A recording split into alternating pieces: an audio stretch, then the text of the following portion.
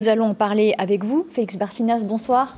Bonsoir Lucie. Vous êtes le maire de Tahuata et le vice-président de la CODIM, la communauté de communes des Marquises. C'est l'aboutissement de décennies d'engagement et de l'adhésion aussi des associations locales.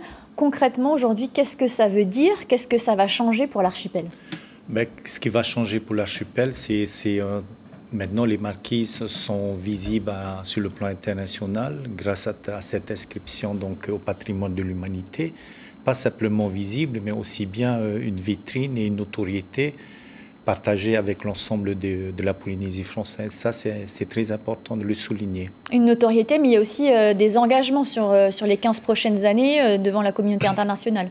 Des engagements donc pris en considération aussi bien par le pays que par l'État, parce que nous avons déjà mis en place un comité de gestion, donc en intégrant bien évidemment toutes les forces vives, et sans oublier l'État et le pays et toutes les forces vives de notre archipel. Quel va être son rôle justement à ce comité de gestion? Son rôle, c'est de nous apporter donc un éclairage pour que le pays puisse prendre des arrêtés d'application. C'est pas faute de savoir aujourd'hui, nous travaillons, donc le sujet qui nous importe le plus, c'est arriver à convaincre les pêcheurs hauturiers de respecter cette zone que nous préservons pour les pêcheurs côtiers.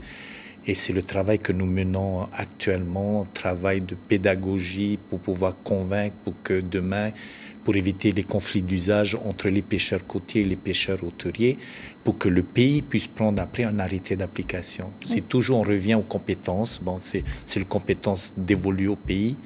Et c'est ce que nous demandons peut-être d'ici quelques temps pour que les marquises, les maires puissent prendre rapidement, être réactifs sur le terrain pour éviter les conflits d'usage. Ça, vous ne lâchez pas votre combat, parce que cette inscription, elle prend en compte la préservation des richesses culturelles, mais aussi endémiques. C'est ce qui s'appelle une inscription mixte.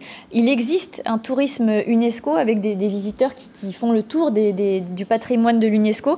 Comment allez-vous gérer cet afflux de visiteurs tout en préservant les sites ? Mais si nous n'avons pas les leviers, ces leviers juridiques, donc on devra à chaque fois revenir ici, donc solliciter le pays pour que les décisions se prennent ici et non pas sur le terrain avec l'ensemble des partenaires.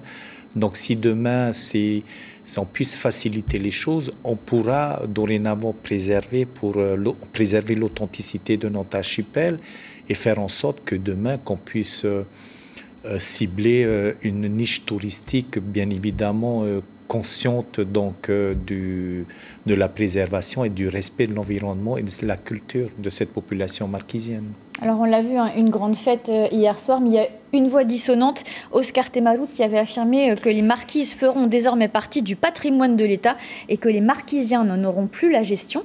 Est-ce que c'est vraiment comme ça que ça va se passer ? Je pense que ce logiciel n'est plus adapté aujourd'hui parce que nous avons été en New Delhi, donc sous la houlette du pays, parce que c'est le ministre de la Culture et de l'Éducation qui a été missionné donc par le président du pays. Et nous, bien évidemment, nous étions là et puis on laisse le gouvernement se manifester puisque la prise de parole devant tout un parterre donc d'experts de l'ONU et on a laissé bien évidemment le ministre de la Culture s'exprimer pendant 4 minutes. Donc nous n'avons pas été accompagnés ni par le commissaire ni par le président Macron. C'est bien le pays qui nous a donné cette autorisation de pouvoir accompagner les 2 ministres missionnés par le président du gouvernement. Je pense que ce logiciel qu'utilise Oscar n'est plus adapté aujourd'hui. Merci Félix Bartinas d'avoir répondu à nos questions ce soir. Je rappelle que vous êtes le maire de Tahuata et vice-président de la CODIM, la communauté des communes des Marquises. Merci. Merci de l'invitation.